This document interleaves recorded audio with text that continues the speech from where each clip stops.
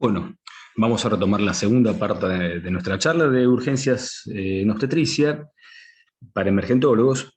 Y en esta parte vamos a hablar inicialmente de las complicaciones no obstétricas en la embarazada, que pudieran tener como requerimiento de atención en guardia por el servicio de emergentología. Y una de las consultas más habituales es el abdomen agudo en la embarazada. Para esto tenemos que tener en cuenta que el síntoma prominente es el dolor en el abdomen agudo y vamos a tener que evaluar las características del dolor, la ubicación en función de la anatomía materna y también evaluar cuál va a ser la edad gestacional para ver la ubicación del dolor y estas consideraciones que vamos a tener presentes en la embarazada. Ahora, ¿el abdomen agudo es distinto en la embarazada? Bueno, por un lado está presente una intervención quirúrgica no obstétrica en el 1,5 a 2% de todos los embarazos.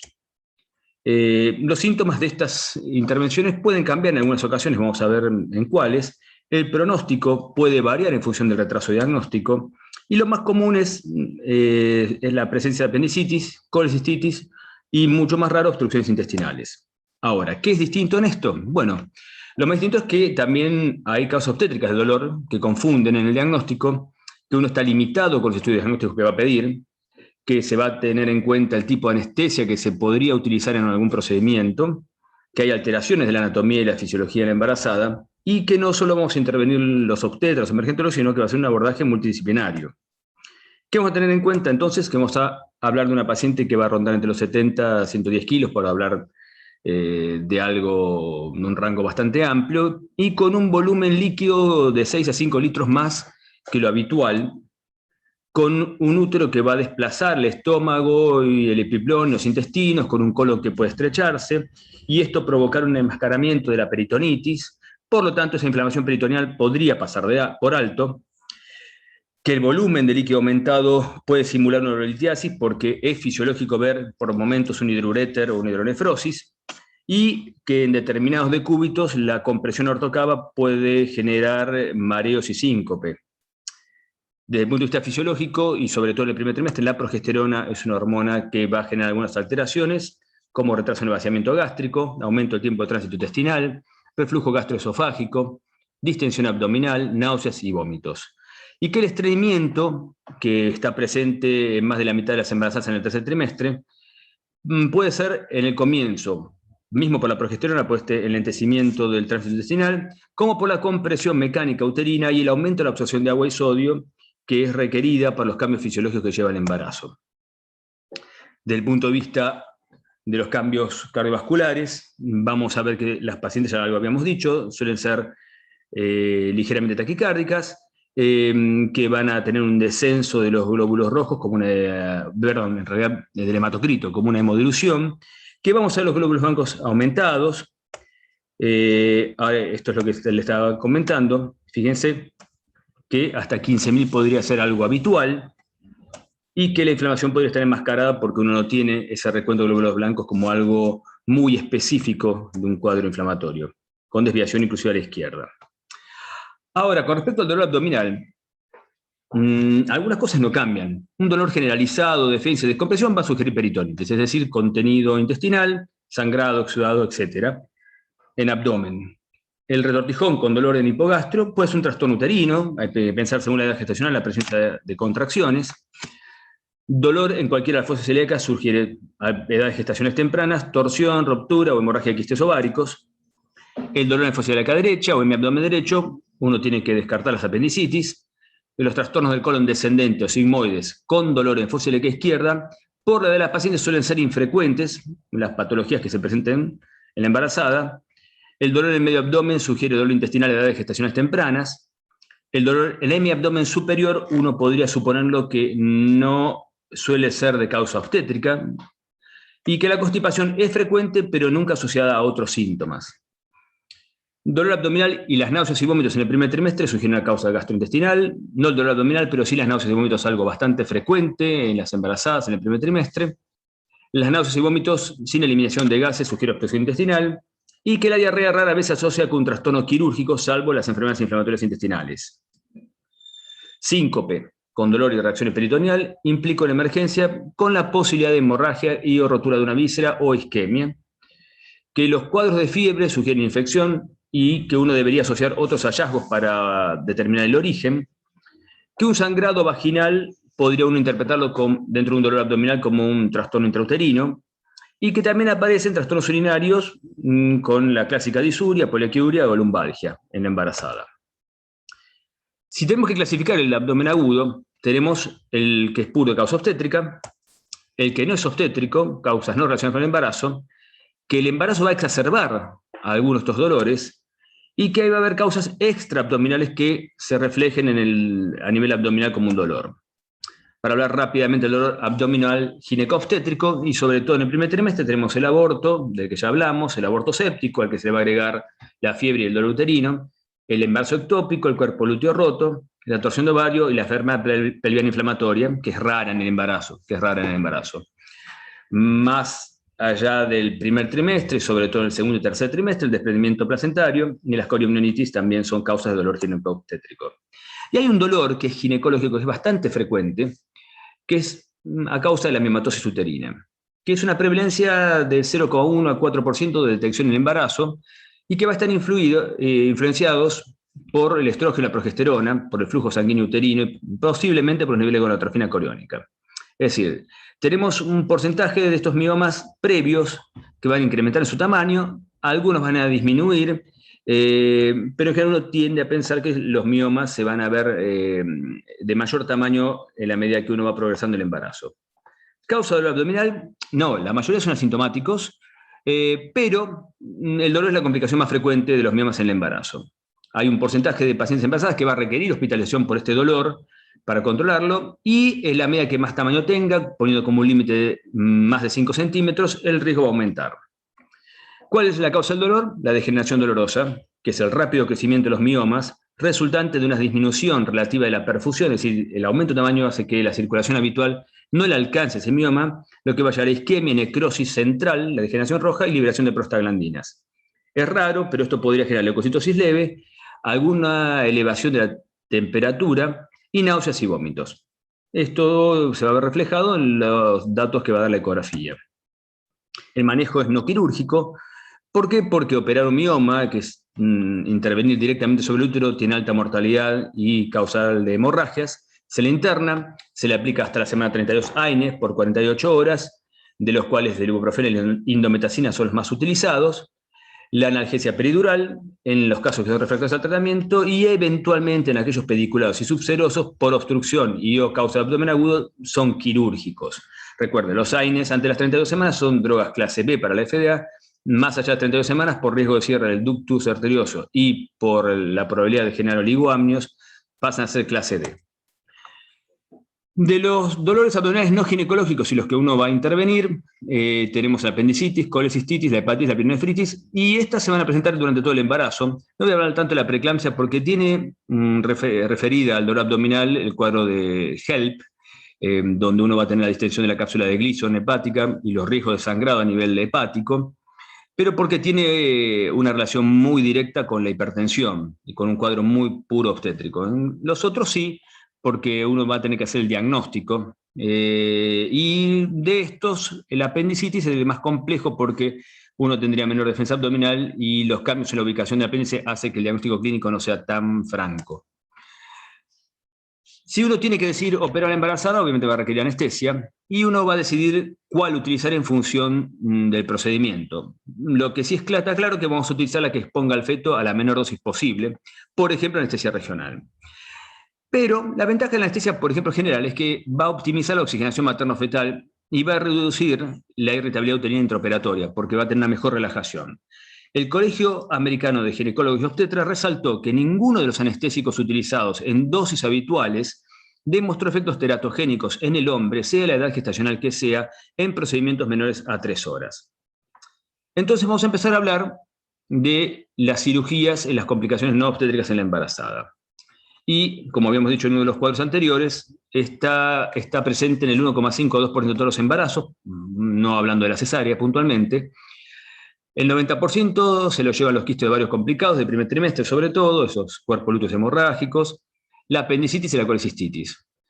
El diagnóstico es dificultoso porque hay cambios fisiológicos, hay cambios anatómicos y porque uno no quiere intervenir por el riesgo fetal. Los trastornos quirúrgicos pueden estar asociados o no al embarazo, y en ausencia de peritonitis, perforación de vísceras o hemorragias, los trastornos quirúrgicos no afectarían la función placentaria o el desarrollo fetal. Dijimos que como no es una paciente simple la embarazada, contamos con el feto, contamos con el útero, no queremos que nazca antes de tiempo, el problema estaba en el retraso diagnóstico. Entonces uno va a tener presente la edad gestacional, el tamaño uterino para determinar la cirugía específica que uno quiere realizar. El procedimiento que vamos a tratar de realizar es el menos extenso posible y donde se manipule de menor manera el útero. Y salvo una indicación obstétrica pura o que el útero interfiera con el procedimiento, no realizaríamos una cesárea tras otra cirugía abdominal. El Colegio Americano de Ginecología Obstetras, en su comité de opinión de abril de 2017, con respecto a las cirugías no obstétricas durante el embarazo, declara no negar ni retrasar la cirugía independiente de la edad gestacional, de ser menor de 34 semanas, suponer que tenemos que realizar maduración pulmonar fetal, o los riesgos de parto pretérmino, y la tromboprofilaxis de estas pacientes depende del procedimiento y el reposo que vaya a hacer posterior a la cirugía. De las cirugías, las vías de abordaje van a ser laparotómicas y laparoscópicas a nivel abdominal. La laparoscopía la vamos a tratar de realizar siempre que sea posible, de hecho la mayoría de las veces se puede realizar. No hay evidencia deleteria de la laparoscopía en el embarazo y tiene una recuperación más rápida, menor tasa de infección, la cicatriz es menor riesgo de trombosis venosa profunda porque esto genera una rápida movilización y menor dolor parietal. Esto es lo que uno podría hacer. Obviamente que a la medida que vaya creciendo el útero, la colocación de los trócares va a ir diferenciándose, ya sea más arriba de lo que es umbilical, habitual para el trócar más grande, que es donde vamos a colocar la cámara, etc. O sea que vamos a ir variando la colocación, pero se puede hacer en la laparoscopía. La causa más frecuente de cirugía no obstétrica es la apendicitis. Es una urgencia quirúrgica que puede presentarse en el embarazo con la misma frecuencia que la edad de otras pacientes no embarazadas. La incidencia va a ser variable. Esto vamos viendo que depende de los que se hayan confirmado el diagnóstico de apendicitis o no. La edad promedio es de las pacientes que tenemos, obviamente, en edad fértil, 25-29 años. Y se suele ver como más frecuente en el segundo trimestre, y en el tercero es más frecuente la perforación, porque obviamente a la medida que más grande es el embarazo, más ocupa una posición el útero en todo el abdomen, el diagnóstico es más tardío, la ubicación del apéndice es más difícil de determinar, entonces uno se retrasa 2 a 3 veces más en el diagnóstico.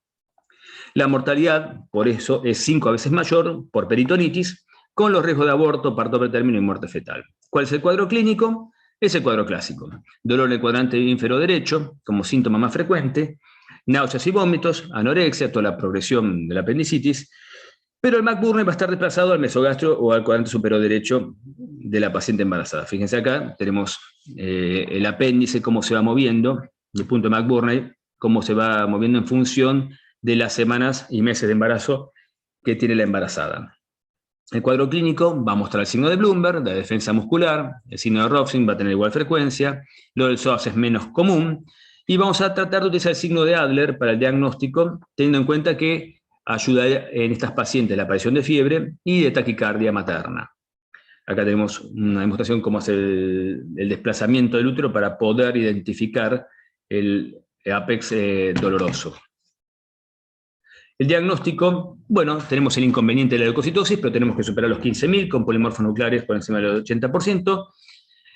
Recordad que también puede confundir con infección urinaria porque la presencia de piuria es bastante frecuente, entre un 10 a un 20% de los cuadros de apendicitis, y que la ecografía tiene una sensibilidad bastante variable y una especificidad para determinar la apendicitis. Pero obviamente que es más fácil esto en las primeras semanas de embarazo que en las últimas semanas de embarazo. La tomografía tendría una sensibilidad informada del 86% y especificidad mucho más alta, y lo utilizaríamos en los casos de dudas diagnósticas en embarazos mayores de 20 semanas porque uno va a exponer a la paciente a una radiación que, no, si bien sabemos que no llegamos a valores muy elevados como para comprometer los embarazos, pero nadie quiere hacer de movida una tomografía abdominal. La resonancia magnética nuclear evitaría la exposición de la radiación, pero estaría en la segunda línea. Identifica el apéndice normal, aunque es menos confiable para detectar aire extraluminal de la víscera perforada. Entonces el tratamiento va a ser siempre quirúrgico, uno no debe demorarse en diagnóstico porque esto asocia, como dijimos, a mayor riesgo de perforación, peritonitis y septicemia, con resultados maternos y fetales que involucran aborto espontáneo, trabajo parto pretérmino y muerte intrauterina. La tasa de pérdida fetal por este retraso diagnóstico entonces está en el rango del 3 al 5%, los casos de apéndice no roto, y se eleva a un 20 o 25% con mortalidad materna, que podría llegar hasta el 4%. La segunda patología quirúrgica abdominal no obstétrica es la enfermedad de la vesícula, y ahí tenemos como segunda intervención en el embarazo.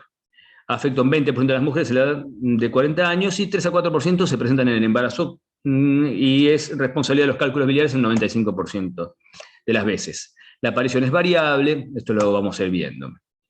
¿Qué es lo que predispone a una mujer embarazada a formación de cálculos biliares? Y la explicación es bastante similar a la de los cálculos o de la litiasis renal.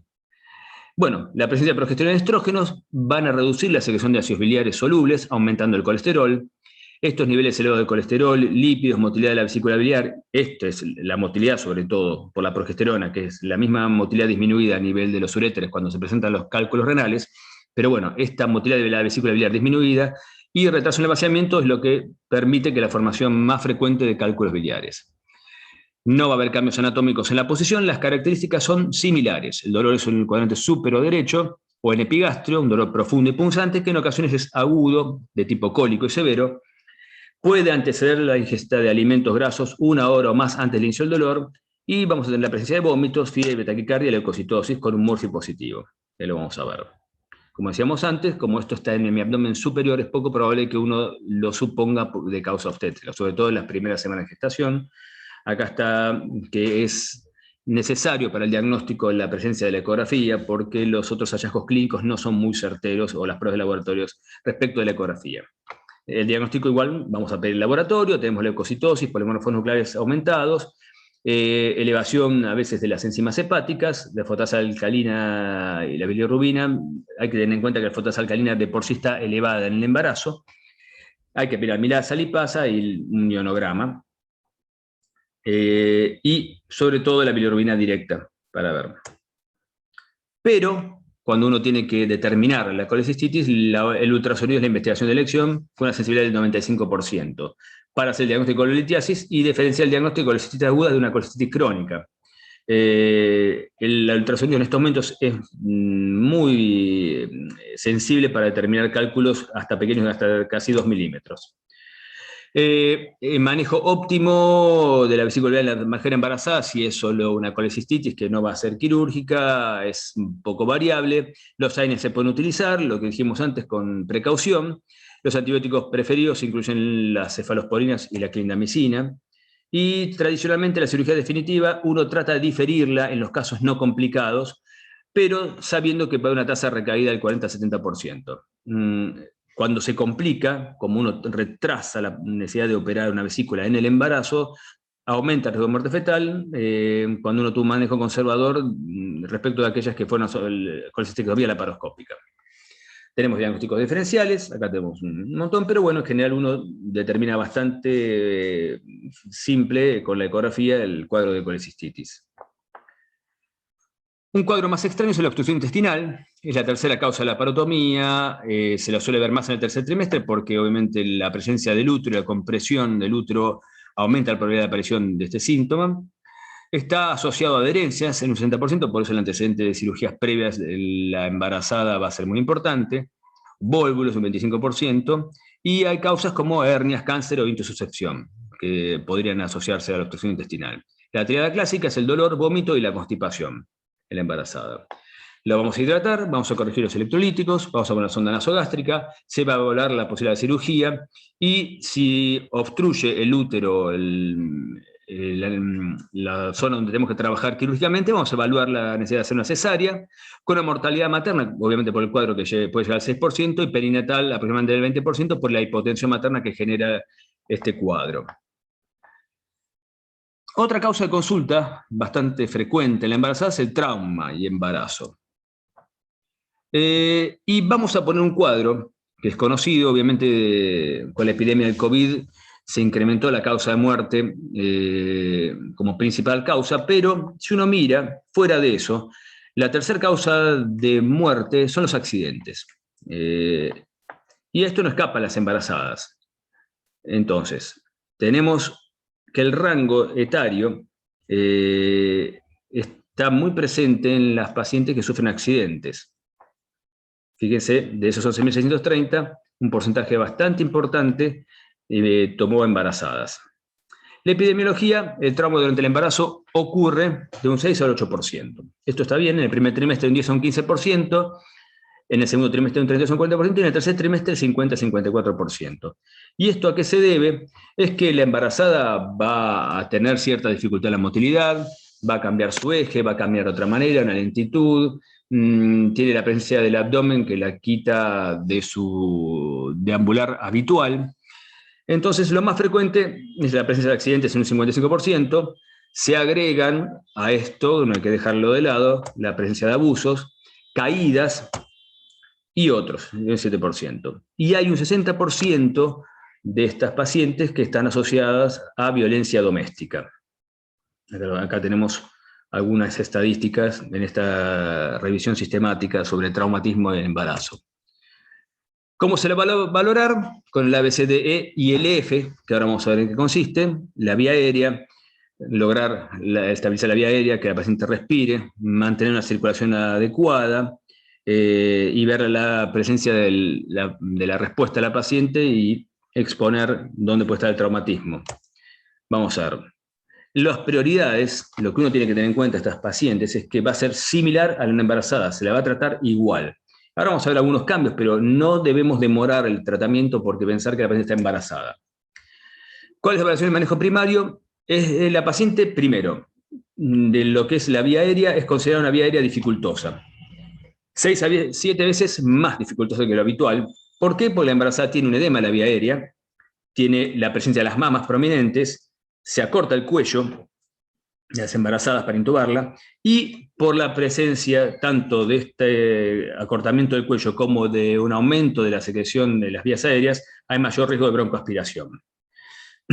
Con respecto a la circulación, tenemos que tratar de evitar el síndrome de hipotensión supina, por lo cual vamos a colocar a la paciente en una posición diferente, porque la posición, en la medida que vaya incrementándose el embarazo del útero, va a generar presión sobre la vena cava y generar una hipotensión refleja en la embarazada.